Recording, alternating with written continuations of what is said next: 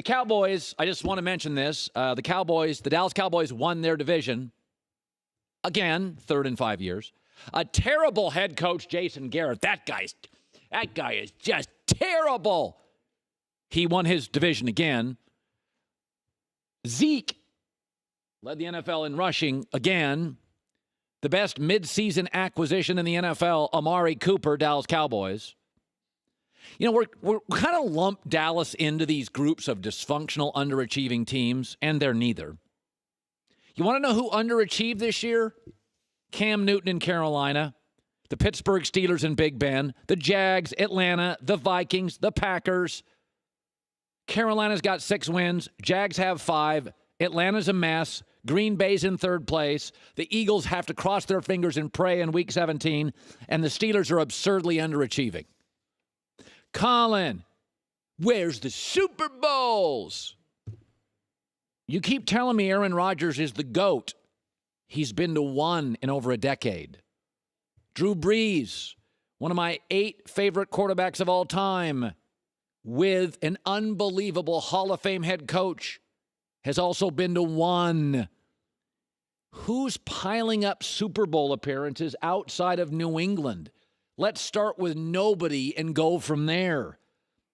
Dallas is really good.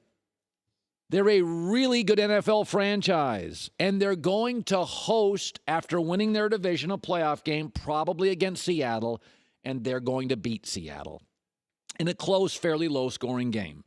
And the Cowboys will have the best linebacking duo in football. They will have the best running back in football. In my opinion, arguably the best front 7 in football, the coolest stadium in football, the greatest revenue in football, the biggest brand in football.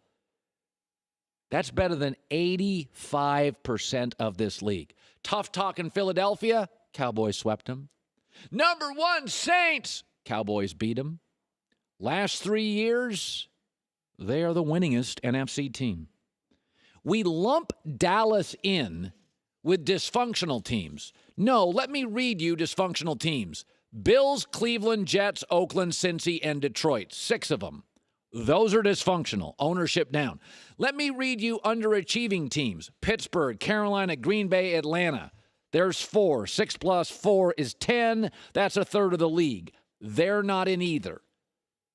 What you should lump them in with is Pittsburgh and New England and Dallas and teams that every year win somewhere between 9 and 12 games. They're a really, really good franchise. And they're going to host a playoff game, and they're probably going to win 1, and then they're going to go on the road and probably lose. And that's because outside of New England, that's the way it works for everybody. The great coach is Sean Payton, 1 Super Bowl. The Hall of Fame coach is Andy Reid, 1 Super Bowl. Who's piling up Super Bowls? Take out Alabama. Who's piling up national titles in college football? Not the other 129 programs. Dallas is good. It's the biggest brand, the most revenue, the best front 7, the best linebacking duo, the best running back. Dak Prescott is a quarterback with a much lower ceiling than Patrick Mahomes or Andrew Luck or Carson Wentz or Russell Wilson or Deshaun Watson. He is. But we kind of lump Dallas into this either dysfunctional or underachieving group, and it's just not so. Troy Aikman won, Tony Romo won, Dak Prescott's winning, great brand, good again, winning division again.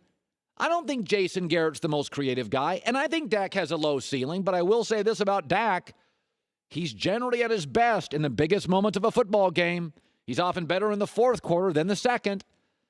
You put him in these games that matter, he's usually pretty good late in games. Limited sometimes, yeah. Limited late, not often. Philadelphia, congrats on the dog masks. You know what you're doing this week? Crossing your fingers. You know what Dallas is doing? Getting ready for a home playoff game.